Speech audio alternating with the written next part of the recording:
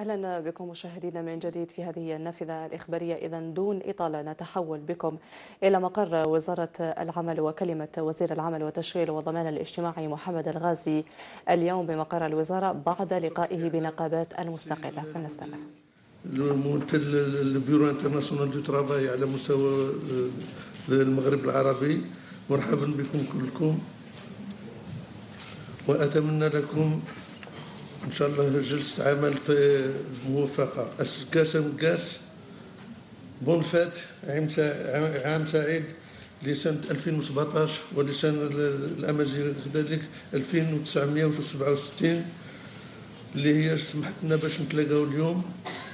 ونشكر كذلك كل النقابات الموجودة معنا اللي لباو الدعوة نتاعنا، هما مشكورين لأنهم في الحقيقة في بيتهم، لأن وزارة العمل هي الوزارة اللي كما تعلمون كذلك كانت يعني اعتمدتكم كنقابيين على مستوى الوطني بفضل القوانين الجمهورية اللي قامت بتعديلات كبيرة آنذاك وين سمحت بالتعددية النقابية، ولهذا نشكركم لتلبية الدعوة إن شاء الله.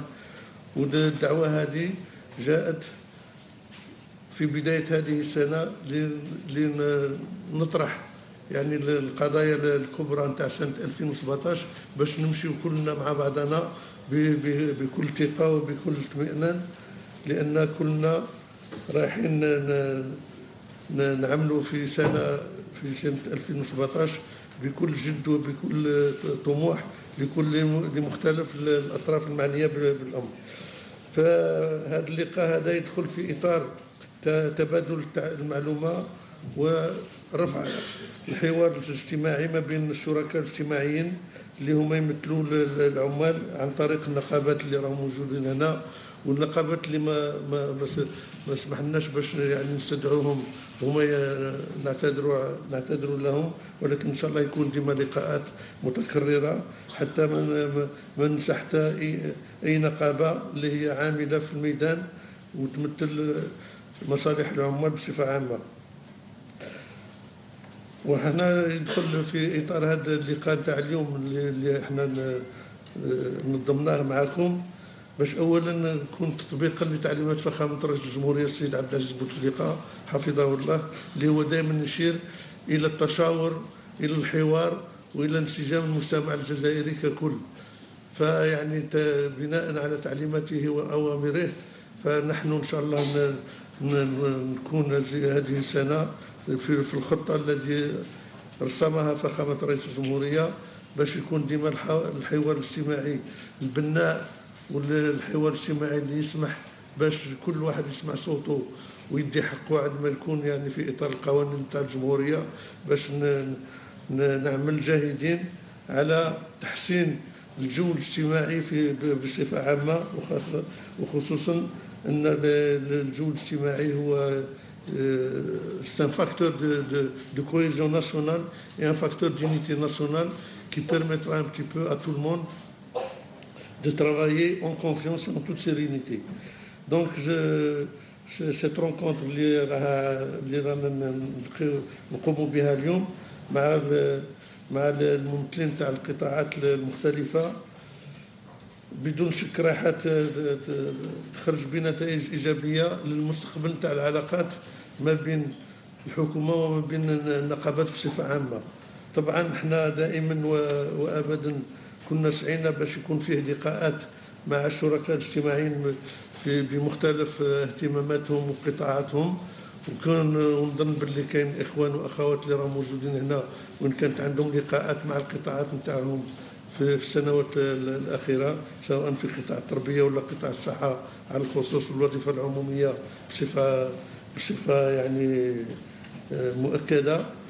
ولهذا كان الزملاء نتاوعي السادة الوزراء بمختلف الوزارات نتاعهم كانوا كذلك فتحوا أبواب الحوار وأبواب النقاش معكم، وين كان اللي جابت نتائج وكان اللي وقعت الى ربما نوع من الانسداد، وهذا الشيء معروف. الحوار دائما يبدا بلي نيغوسياسيون لي كونت il y a un problème, il faut l'affronter, il faut l'aborder, il faut le discuter, il faut le discuter avec les partenaires sociaux concernés. دونك هذه نعتبرها باللي يعني مبادره نتاع الحكومه اللي باش نزيد يعني نشوف المستقبل، تكون عندنا نظره مستقبليه للعلاقات اللي تكون ما بين الاداره بصفه عامه وما بين النقابات كذلك. والنقابات هما كذلك عندهم الرزنامه نتاع جدول الاعمال تاعهم طوال السنه، وعندهم مطالب اللي يقدموها للسلطات العموميه. فما هو ممكن طبعا يكون ممكن، وما هو ما يسمحش به القانون ولا الامكانيات الحاليه نتاع البلاد ما تسمحش بها. نكونوا صراحه مع بعضنا، ونظن باللي التفاهم نتاع كل الاصدقاء الشركاء الاجتماعيين اللي راهم موجودين هنا يتفهموا الوضع هذا. وطبعا اللقاءات هذه اللي كانت سمحت لنا باش يعني حققنا عده عمليات في عالم الشغل اللي هي كانت عمليات جد مهمه. نذكر على سبيل الذكر l'approche consensuelle avec les représentants des travailleurs et les employeurs et les gouvernements qui ont toujours privilégié les mécanismes de concertation et qui ont abouti à la consultation des organisations syndicales sectorielles, ou notamment en matière de promulgation des différents textes réglementaires concernant les statuts particuliers des régimes indemnitaires et des différents corps des fonctionnaires et agents publics issus du statut général de la fonction publique. ولهذا راه معنا لهنا السي بالقاسم اللي تعرفوا كلكم، المدير العام للوظيفه العموميه والاصلاح الاداري، اللي راهو يعني il est témoin un petit peu de toutes les actions qui ont été menées au cours des négociations avec la fonction publique et les administrations concernées. Où je pense qu'il y a un certain nombre de camarades ici syndiqués qui sont présents معنا. وين كنت أنا سابقا في الوزارة المكلفة بالوظيفة بالإصلاح الخدمة العمومية، وين on a eu notamment مع le secteur de l'éducation des réunions marathon, et nous sommes arrivés à des résultats très probants. Donc je pense que la bonne foi n'est pas à exclure مع كل الرفقاء الاجتماعيين اللي راهم موجودين هنا ولا غير موجودين. Donc déjà il y a eu une avancée certaine en matière de révision des statuts de la fonction publique à l'époque, et ces textes revus et améliorés ont permis l'amélioration du pouvoir d'achat des travailleurs des différents corps de l'administration publique. Ou la même chose en ce qui concerne le secteur économique à travers la négociation collective, qui est le moyen réglementaire privilégié en matière de normalisation des conditions de travail et d'emploi, qui ont abouti à la conclusion d'un nombre important de conventions collectives de rang supérieur, qui ont permis donc à travers ces conventions collectives à beaucoup de travailleurs d'entreprise d'améliorer leur pouvoir d'achat et de réaliser un certain nombre d'acquis qu'ils ont toujours revendiqués et que nous n'avons jamais évité. Ces conventions ont abouti donc à l'augmentation des salaires pour les travailleurs, l'amélioration des conditions de vie. وهذا نظن ما كانش عامل اللي يقدر ينكر هذا الشيء، لأن الانتصارات اللي حققتوها أنتم à travers les syndicats نتاعكم que ce soit le GTA ou les autres syndicats autonomes qui sont présents parmi nous, nous avons toujours œuvré pour l'amélioration, parce que ونظن باللي كل واحد يديرها في باله باللي جامي الدولة تقهر ولادها، جامي الدولة تقهر العمال، جامي الدولة تمشي باش تخالف الاهداف المسطره من طرف العمال وممثليهم باش يطالبوا حقوقهم. وحنا دائما نسعى. ولهذا علاش قلت لكم توتالور في بدايه التدخل ان سنه 2017 ان شاء الله تكون سنه الثقه ما بيناتنا. الشيء اللي تحقق والشيء اللي ما تحققش نسعاو باش ندرسوه. ولهذا دوك نزيد نأكد على استعدادنا باش نواجهوا القضايا الكبرى اللي تنتظرنا في سنة 2017 في ميدان الشغل. وكاين كذلك فيه الحوار الاجتماعي. خلينا كذلك نتكلم على محاربة البطالة. انتم تعرفوا بلي كانت في سنة 2016 كانت 9,9, le taux de 9,9. Il a augmenté cette fois-ci, selon les statistiques de l'ONS, l'Office national des statistiques, de 0,6 points. On est tombé à 10,5. بينما كان le taux de chômage في 2014 كان 11,3. Donc même si c'est une augmentation de 0,6 points, نقدروا نقولوا باللي راحنا يعني في المستوى المطلوب فيما يخص الازمه الاقتصاديه هذه. وما تنساوش باللي الستاتستيك اللي راهم صرحت بهم لو ان اس هما دي الستاتستيك اللي قاموا العمليه بهم في سبتمبر، في شهر سبتمبر، ونشرتهم في شهر جانفي هذا. واذا كان رغبتوا فيها يكون المدير العام تاع لومبلوا لانسيرسيون يقدر يزيد يوضح المعلومه هذه. وطبعا كذلك حنا نسعى باش نحافظ. كان مكتسب اللي هو مكتسب للجميع الجزائريين هو الضمان الاجتماعي. الضمان الاجتماعي كما تعرفوا عايش بلي كوتيزاسيون نتاع العمال ونتاع المشاركين في هذا الضمان. دونك هو ملك لكل العمال الجزائريين ولازم نحافظوا عليه بور لو مانتيان دي زيكيليبر فينونسي تاع الضمان الاجتماعي.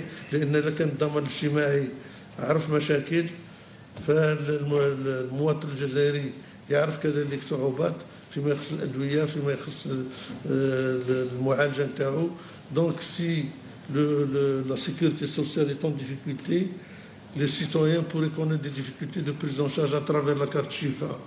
la carte شفا اللي هي كاين 12 مليون مستفيد من كارت شفا، ولكن اللي معاهم ذوي الحقوق هو 35-36 مليون جزائري اللي يستافدوا من كارت شفا باش يدي الدواء باطل تاعو. راكم تعرفوا النجاعه تاع لا كارت شفا، وين هو المريض يمشي للصيدله يدي الدواء نتاعو وما يخلص حتى مليم. و لا كارت سيكوريتي سوسيال مع لي فارماسي اغريي هما يديروا العمليه نتاع لو بايمون بين لا كاس وبين لي اجونس فارماسيتيك ولا بين لي ميدسان كي سون كونفونسيوني. دونك سي ان سيستيم كيل فو كون بريزيرف. ونظن بلي في هذا الامر عالم الشغل اوعى من قطاعات اخرى بالضروره نتاع الحفاظ على لو سيستيم دو سيكوريتي سوسيال qui sont mis en place et qui est un des plus performants au monde. Et vous pourrez faire les confrontations avec d'autres systèmes de sécurité sociale qui sont constatés au niveau des pays qui bénéficient de ce système. الشيء اللي هو تاني مطلوب منا، وهذا يعني سي اللي قلنا نتصلوا مع بعضنا بعد، وهو نحسنوا القناة نتاع الحوار الوطني ما بين السلطات العمومية وما بين النقابات. Il faut qu'on améliore notre système de communication et de dialogue pour pouvoir يعني agir en confiance et agir au mieux pour l'année qui nous attend. إن شاء الله العام اللي جاي كذلك تاري بمشاريع قانونية ولا تنظيمية اللي تكون تطرح على مستوى المجلس الشعبي الوطني ومجلس الأمة.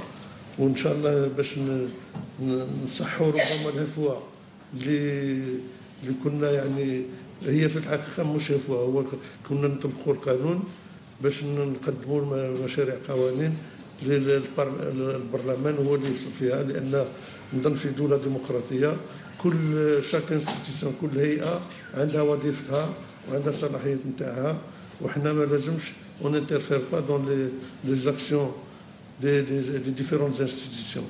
Le Parlement est dans son rôle de discuter et de voter des lois. Les syndicats sont dans leur rôle de revendiquer ce qu'ils estiment devoir revendiquer, et le gouvernement est dans son rôle d'essayer d'être à l'écoute et d'être attentif à toutes les préoccupations qui se posent au niveau de la société algérienne.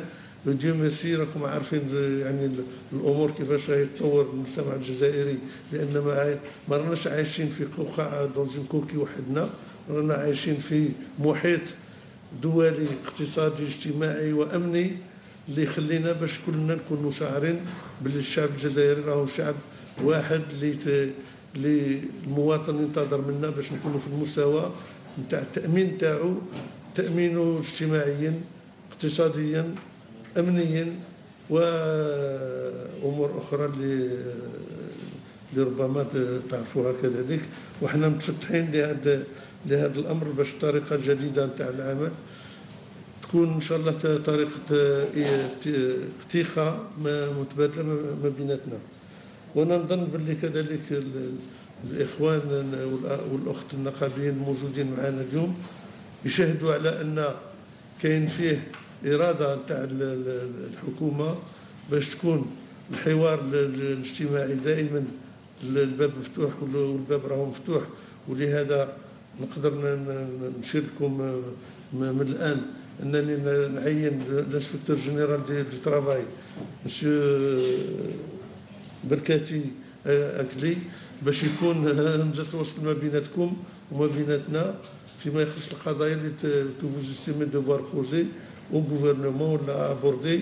دونك c'est un correspondant permanent, c'est l'inspecteur général du travail, donc M. Berkati, qui est désigné pour que vous soyez en contact avec lui à chaque fois que l'exigence l'impose et que vous estimez devoir travailler avec le gouvernement et l'administration d'une manière générale.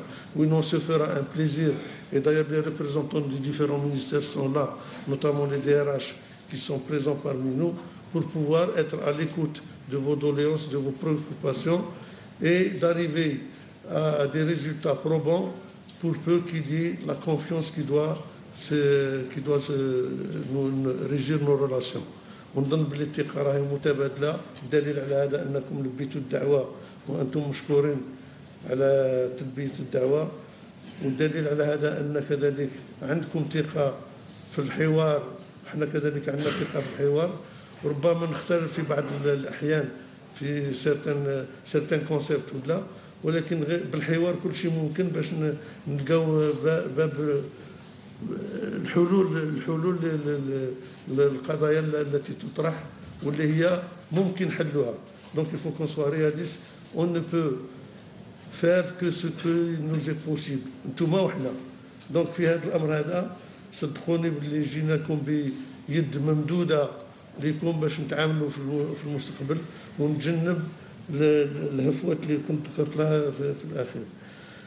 وان شاء الله هذا الامر هذا يخلينا باش نكونوا دائما à l'écoute les uns et les autres pour pouvoir donc arriver à des résultats probants et tangibles par rapport au dialogue qui doit s'instituer entre vous et nous. Et je pense que nous sommes, vous et nous, des partenaires sociaux incontournables, appelés à améliorer notre méthode de communication sans suspicion ni arrière-pensée. C'est très important de lever le doute sur les suspicions, les arrière-pensées, parce que كي تكون يعني أفكار سواء من عندنا ولا من عندكم تكون مغشوشة on ne peut pas aboutir à un jeu. Mais quand il y a la bonne volonté des uns et des autres d'aller de l'avant et de tracer la ligne de conduite بيناتنا, nous pouvons arriver à des conclusions très importantes. Nous sommes également appelés à nous concerter sur les questions qui nous préoccupent aussi bien vous que nous. Donc كاع القضايا اللي تهمكم وتهمنا رانا مستعدين باش يكون حوار, تكون لقاءات ونقاشات اللي تسمح باش نجتازوا المراحل اللي ربما كانت في السابق ما كناش يعني عاطينها أهمية كبيرة. وهذا راجع لعدم الرؤية بوتات ولا للمواقف نتاع الاطراف الاجتماعيه من عندكم ومن عندنا. Quand il y a des fois des tensions, il est tout à fait évident que les tensions ne pourront qu'apporter de mauvais résultats. Mais la sagesse commande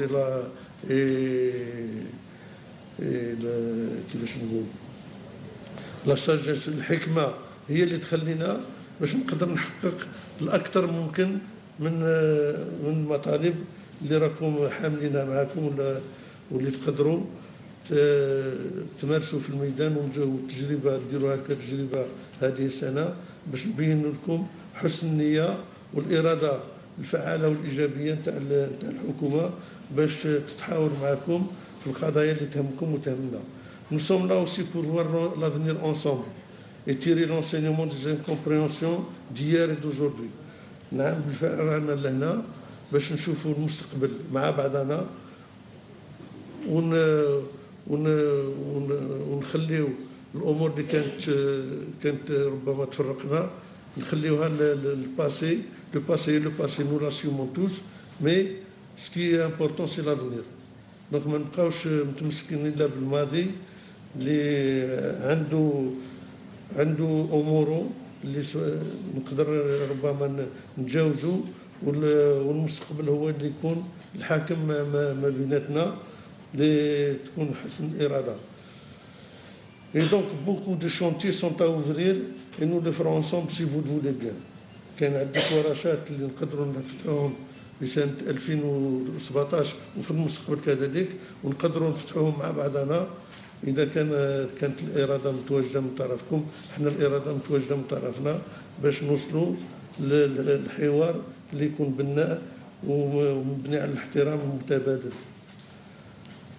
Le dialogue est toujours positif entre les partenaires sociaux, donc soyons constructifs car des milliers de travailleurs nous attendent avec leur lueur d'espoir.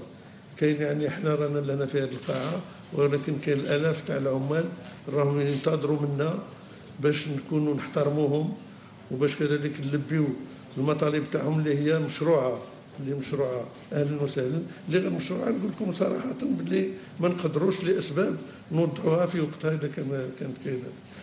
وفي هذا الشان كذلك نقدر نقول باللي رايحين كلنا انتم وحنا نلبيو النيه تاع فخامه رئيس الجمهوريه السيد عبد العزيز بوتفليقه اللي كما قلت لكم قبيلات هو يدعي للحوار ولوحده الامه الجزائريه ولم الشمل. دونك هذه يعني كمدخل فضلت باش نتكلم معكم مره اخرى. نشكركم على التلبيه ونفتحوا النقاش مفتوح وشكرا وبارك الله فيكم. تفضلوا.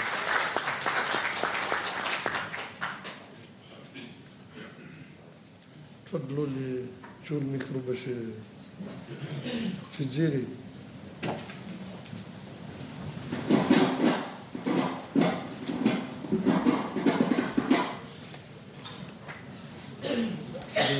Il faut prendre note de tout. Il faut prendre note de tout.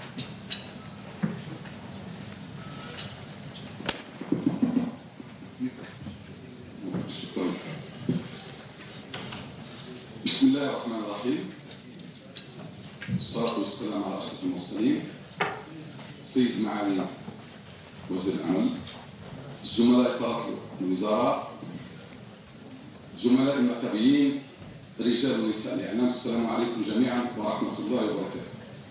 الحقيقة ما كنتش نتكلم لكن مع الوزير إذا مشاهدينا كما تابعتم معنا هذا اللقاء المباشر وندوة صحفية بين وزير العمل محمد الغازي وممثلي النقابات المستقلة عن الوظيف العمومي. النقاط كثيرة ذكرها وزير العمل والتشغيل والضمان الاجتماعي، من بينها أنه دعا النقابات المستقلة إلى ضرورة توسيع دائرة الحوار والمشاركة في جميع القرارات الصادرة من بعيد أو من قريب من قبل الهيئات المعنية، سواء وزارة العمل أو مختلف الوزارات، وزارة الصحة وكذا وزارة التربية. كما قال أنه هدف الوزارة بالدرجة الأولى وهو جمع كل النقابات وكل ممثلي الطبقة الشغيلة في هذه اللقاءات التي تجمع اليوم وزارة العمل بالنقابات المستقلة والتكتل النقابي ككل. كذلك الوزير تحدث أنه دائما لابد من تعزيز لغة الحوار، وأكد أنه ستتم مناقشة جميع المسائل التي تهم الوظيف العمومي في سنة 2017، وقال أنه وزارة العمل جاهزة لمناقشة المسائل الحساسة ومواجهة جميع التحديات التي ربما تعصف بالقطاع، سواء قطاع الوظيفة العمومي أو قطاع الوظيفة العمومي بشكل عام. وقال أنه سيتم مناقشة المسائل التي ممكن أن يتم تداركها أو أخذ قرارات جديدة حيالها. وقال أنه هناك مسائل مستحيل حاليا أن يتم التطرق إليها بالنظر للوضع الاقتصادي الذي تعاني منه البلاد. أكد أيضا استعداد الوزارة كما قلت لمواجهة جميع القضايا التي تعصف بالقطاع خلال سنة 2017. وقال أنه هدف الوزارة الأول هو الحفاظ على مكتسبات الطبقة الشغيلة، وفي مقدمتها مكتسب الضمان الاجتماعي. وعين المفتش العام للعمل بركاتي آكلي كوسيط وهمزة وصل بين الوزارة الوصية وزارة العمل والنقابة المستقلة. إذن مشاهدينا، ختام هذه النافذة الإخبارية